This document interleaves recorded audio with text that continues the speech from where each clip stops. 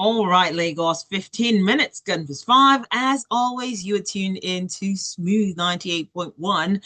And yes, personal finance today on Smooth 98.1. Well, one thing I want to start off with is I know that the year has begun.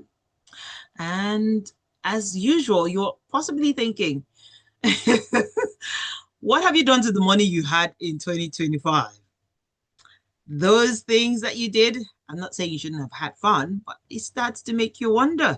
Well, on personal finance today, we will be taking a look at your savings and investment strategy for 2026. It's not too late. Don't no. It's right about time to get talking. You might say, oh, it's already the seventh day in January. So it's still right.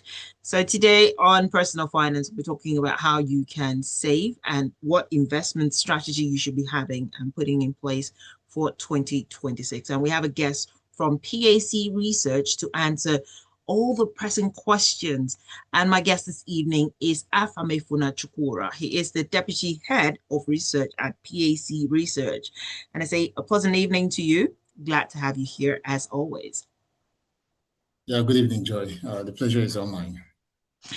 As always, Lagos, you also, yes, you're not left behind. You can also share your thoughts this evening. How you might be wondering, what you can do is share your thoughts with me via WhatsApp. The number still remains 09 0911 0911 0911 0911. And that way we will be, you can share your thoughts, contributions, or any questions that you might have.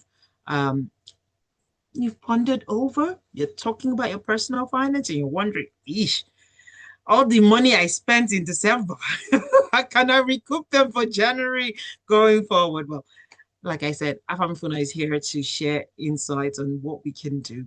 And talking about that, let me start off by asking, one thing I know that PAC has released a 2026 macroeconomic outlook for Nigeria.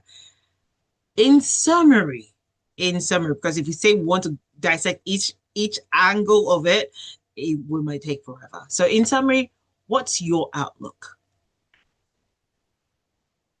All right, so the theme of the report speaks for itself. Navigating reforms, cultivating resilience, and reinstating trust in Nigeria's economic transition. So summarily, our outlook for Nigeria is one of cautious optimism with structural improvements. We're coming from a time of a challenging period of macroeconomic adjustment, which precipitated a high level of volatility in 2023 into 2024. We experienced stability exiting 2024 and for the most of 2025. And the next phase, the natural next phase of the cycle is the growth cycle. And we expect that is what is going to characterize macroeconomic parameters in 2026, or the most part of 2026.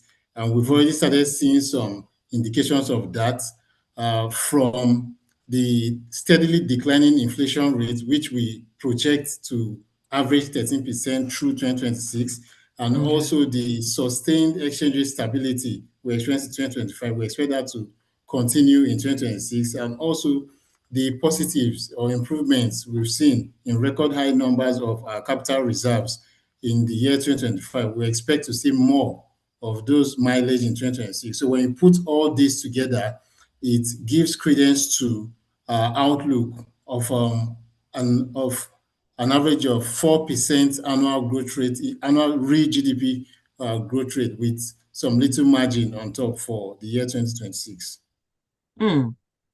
Well, that definitely is interesting. Thank you so much for breaking it down. When I saw the report, I was like, okay, that's a lot to process. But yeah, thankfully we have you to help us make sense of it. So let me take it from this angle. So from a savings point of view, or from savings and investment perspective, how important really is it to put money away depending on how the economy plays out? Okay, so when we look at savings and investment strategy, basically one just has to be disciplined because we're seeing that monetary conditions are easing and yields are normalizing. Okay. One major thing we need to understand firstly is to differentiate savings from investment so that we get it clear. Savings, firstly, are to preserve liquidity, they are more short term in nature. Meanwhile, investments are for wealth creation, these are more long term in nature. So, what that means is we need to critically define our objectives and know where to place these funds, as it were. Okay. Are we here to save money or we want to invest? So what that means is when you have money that you know that okay, you may want to use later on. Let's say, for instance, your rent or some little money you may just have in your account. Yeah, that Okay. works for saving and money market instruments. But looking at the Ah. longer term play investment, we might Mm-hmm. want to consider money that we don't want to use probably in the next 3, 5 years. It gives us that emotional Oh, stability to stay through okay. the course of the investment. Very, very well said.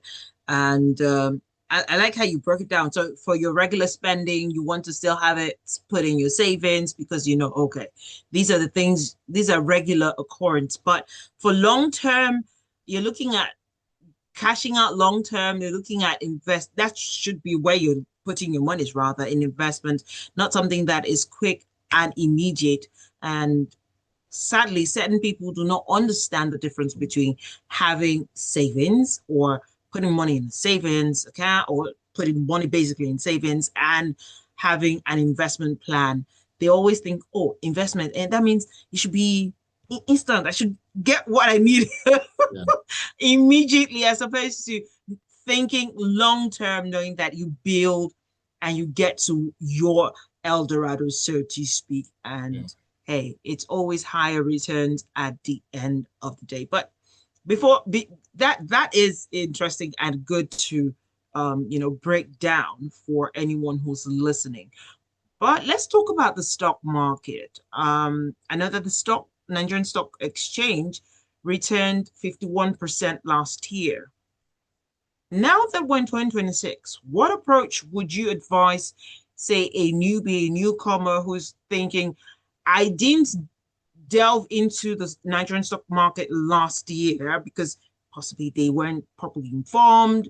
They were still thinking, if I put my money in this thing, am I going to get burnt? Because you heard stories from time past and all that. Now, anyone as a newbie or someone who tried just to tasted, let me put that word, tasted a part of it for 2025, going into 2026, what approach would you advise them to have or make? Okay, so firstly, the broad-based return on the market, like you rightly said, closed at 51%, a little excess beyond 51%. Okay. But there are some individual stocks that even returned more than that, over 1,000% through the year 2025, Okay. triple-digit percentage growth. We saw all that, Awesome. but the word of caution, firstly, for newcomers is to understand that past returns do not guarantee future performance. So when you hear all these stories, you try to avoid chasing headlines or momentum because you saw this stock perform last year does not mean that it's going to perform this year like that. What you should do first is to focus on earnings growth, dividend yield, and balance sheet strength. You keep looking Okay. at the fundamentals, the performance of this company, because sometimes you may see share prices rise, but when you look at their books, the returns in their books are not commensurate to the share price rise. So that just tells you that their risk in investing in that stock is increasing. Secondly, we need to think portfolio, not think individual stocks. So Okay. newcomers firstly to start thinking of how to consolidate their returns or stabilize their returns through having different spread portfolios across various sectors that have strong fundamentals. Last year, we saw banking index or banking sector. We saw the consumer Hickory. goods sector and also Mhm. industrial goods. return high numbers through the year. So Right. we could also play in that sector in this current year. But the key thing is to know that there are waves, ups and downs, but you should think long term when you want to invest in the equity market and not just to buy and enter within very short intervals. Well, I like the fact that you say we shouldn't just buy because we see it going on a high, or just do anything basically on a whim. So, with that, should people follow the market closely in an obsessive manner, or is it something that they want to casually just check in from time to time? Or lastly, and this one is something that I know that we spoke about last year, even on personal finance. Is this something that they want to outsource to firms like yours that monitor the volatility of the market, how stocks are, and things like that? Okay, so firstly, on the question on obsessive monitoring of the market, it's strongly discouraged because markets are very volatile. Even it can be volatile intraday. So when you keep monitoring the market, you see losses. Yeah, there are caps to price movements in the market on a daily basis, but Okay. it will also lead to poor timing decisions. You may see a market at pre-open session go bullish, but later on through the intra-trade day, you may start seeing it tanking. But what Mm, matters, like I said, is the time horizon. So what okay. I advise, an appropriate time to monitor your stock or your portfolio, firstly, should be on a weekly or monthly basis for your regular periodic reviews. Then when Okay. you want to do strategic reviews in the case of rebalancing your portfolios, then that could come in on a quarterly or semi-annually basis. And lastly, yes, we as a well-reputable research organization, we can also, an individual can um, delegate such Outsource. research function to us to guide them on how to navigate the capital markets this year. Hmm. All right. So it's even if you want to follow, you want to do that cautiously and not just do that blindly thinking, okay, every day I have to monitor what's happening in the stock market. That could actually just give you a high blood pressure. And Yeah. that's not what we're hoping you get to have this 2026. Sometimes just let those yeah, who are professionals in this field help you work through how you can make money while sleeping. And that really should be the mantra for 2026. Make money while sleeping. And not have to put yourself in that space where you're thinking, oh my goodness, I'm seeing it go up, I'm seeing it go down, am I making any sense, am I making any money at all? Well, you need to ease up, ease up. Whilst it Yeah. is we're talking about the stock market, is the stock market how do I put this? What's your outlook basically? How do you think it will perform this year? Just speculating for the stock market generally in 2026. Is it going to be high, low? What's your take on it? What would it look like? Okay, so firstly, when you look down historical lane, you see that for the past 6 years, the broad market index, the NGXASI, had returned positive Okay. numbers for the past 6 years from 2020 consecutively, which we had said earlier in 2025, just last week, closed year to date at 51.19%. So we believe with all the fundamentals in place, improved regulations, Mhm. the enactment of the ISA 2025 into law and its implementation is going to improve or enhance investors' confidence in this market to spur further bullish momentum, as we're already seeing currently in the market. But one thing to note is that we just don't look at the broad market gains. Okay. We also focus, drill down into sectors and analyze on a stock by stock basis because we believe that returns will be earnings driven with favoring sectors that have clear profit momentum. We've seen positives from banking sector, like I've said earlier, Hmm. consumer goods sector as well. and also industrial good plays are good sectors to play around. So we believe it's still going to return positive, although tempered slightly, but it's going to be positive in the year 2026. All right, awesome stuff. So if I were you, I would find a firm that would help process all this so you are making hay while the sun shines. We just began January, so you can still reach out to those firms and see how you can also dabble into sometimes getting in whilst it's still early is the best way to go, because certain people will tell you, oh no, let the market stew first, let's see what's happening in the market before we start to tap in, and before you know it, you can get some stocks. But we'll talk about that and more, because we'll be touching more on fixed income and all the kind of things that people are looking into, bonds and the likes. But we'll touch on that on the other side of this quick breather. Don't move a muscle. Stay glued to your radio. Smooth 98.1. Your finances made easy, because financial education. Taking a minute break and then we'll be back in. Okay, that's fine. Say morning and smell the coffee. Wake up to breakfast in bed. It's everything you need on one menu. Information, entertainment, and everything else in between. Oh. Indulge yourself and go on the perfect binge with me, Oluwaseun, on Breakfast in Bed every Saturday morning from 7 o'clock. Now, your breakfast is served. It's all about your finances made easy, because financial education is about not working for money, but personal finance on Smooth 98.1.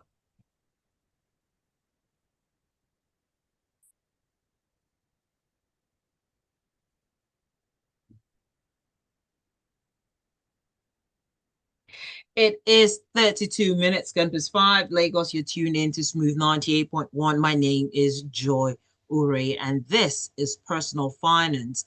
Today, we are touching on, getting ahead of things, especially where your savings and investment is concerned. What is going to be your strategy for 2026?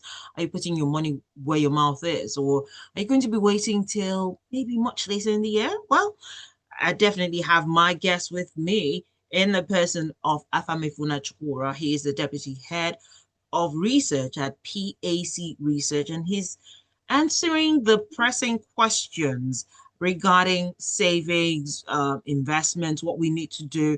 If you have questions of your own, you have thoughts, you have observations, what you can do is share them with us here on WhatsApp.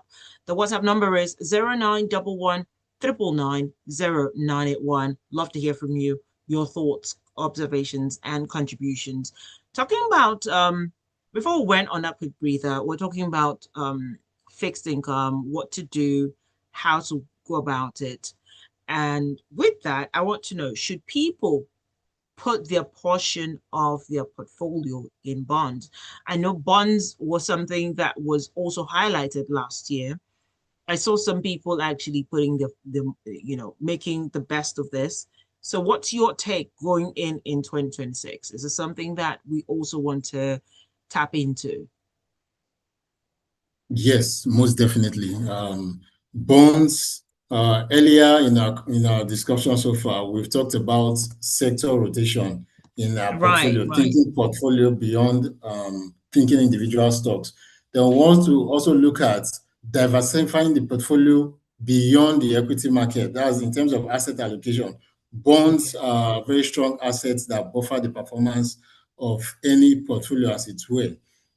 Because it provides steady income or predictable income, capital preservation, and lower volatility as against equities that are very much volatile. And particularly so, we see that the inflation trend is going down, but yields are still very high. So this is actually a good time to invest in bonds so that we can optimize the performance of our investment portfolio.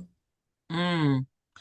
I would have said to ask you which one should we, but let's not let the cat out of the bag just yet.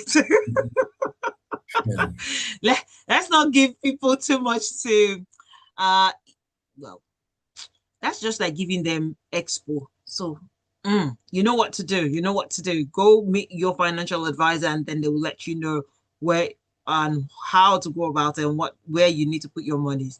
But what kind of interest rates are we looking at in 2026? What do you think it would look like, and how really can that impact any fixed income assets?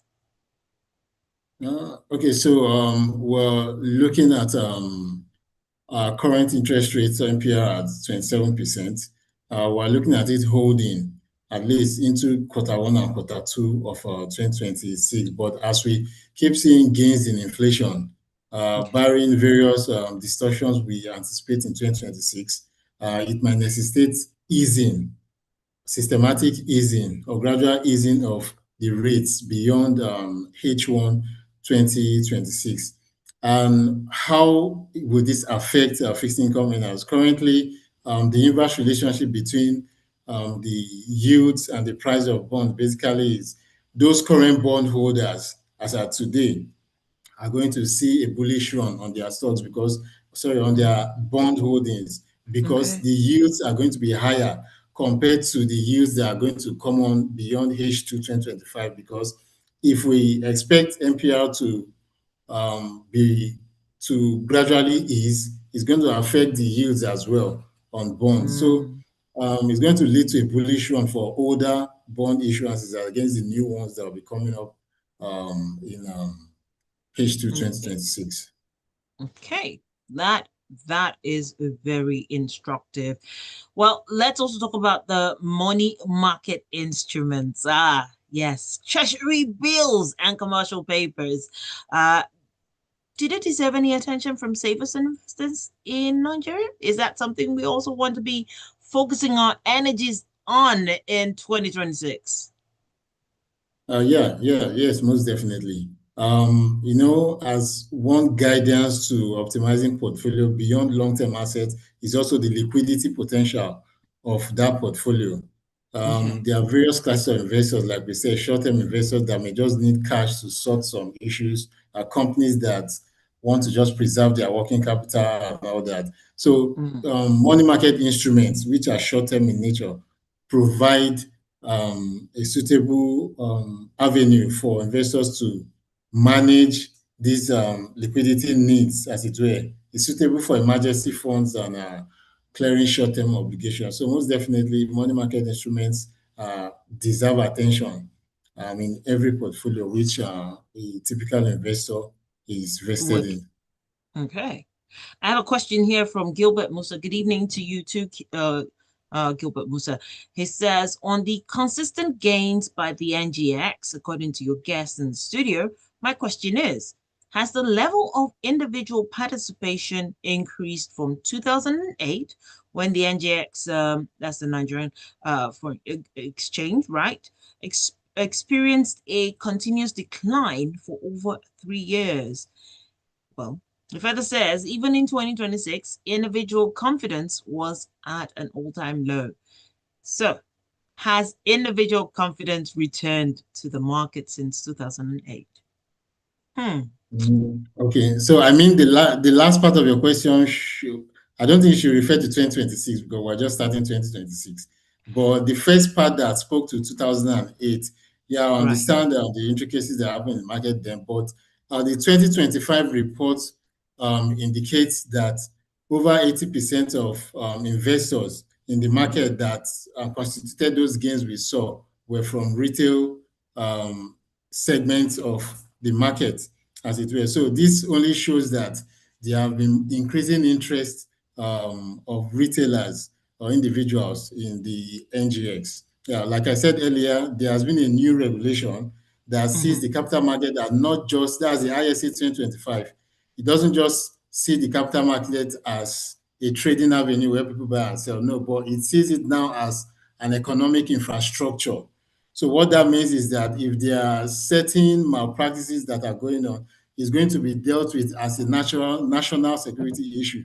Those are the major import of the ISA 2025. So this has boosted investor confidence in the market, and which turned into returns, as we see, and it's going to still spur further bullish momentum in the market. All right, Gilbert Musa, I hope that answers your question. However, if you have any further questions you'd like to ask or contributions, please, by all means, do share them with us. Now, we see that the Naira has been stable so far. So I'm wondering, is there any need to hold foreign exchange as part of an investment portfolio going forward? Yes, most definitely. It's a different asset class that one can also diversify into to strengthen the bottom line of the portfolio. FX of exposure basically complements our domestic equities and fixed income allocation, and it provides portfolio risk mitigation as well. We have strong currencies like the USD, so that can protect purchasing power and also diversify currency risk. So holding foreign exchange is also a good investment strategy entering 2026. It's never out of place, regardless of the movement of exchange rate. And I thought that, okay, we don't need it. We're good. But yes, there's nothing wrong with having some foreign exchange portfolio. If it's working, if it's, they say if it's not broke, don't fix it. So I think that's where I would stand on that one. But let's talk about the real estate market. What is it like, or what do you think it's going to look like in 2026? Is it going to be more attractive for those who are looking to invest, or do you think it's going to be high risk? What's your take on this? Well, when we're thinking long term, we definitely would think real estate because it's a very key, important long term asset class. What are the key features that make real estate attractive? It serves as an inflation hedge through rental income and asset price appreciation. So, but the risk basically around the high interest rates and financing costs of these assets. But most definitely, one just has to be very cautious around investing in real estate. But as soon as we are projected, as far as we see that, okay, the macroeconomic parameters are stabilizing into 2026, most definitely rates are going to come down and improve liquidity for these assets. That's the real estate assets, and it's a good one to put into consideration, but one has to be very cautious because of liquidity issues. And I have a question here from David, and I was expecting someone to ask how this tax is going to be affecting our investments going in.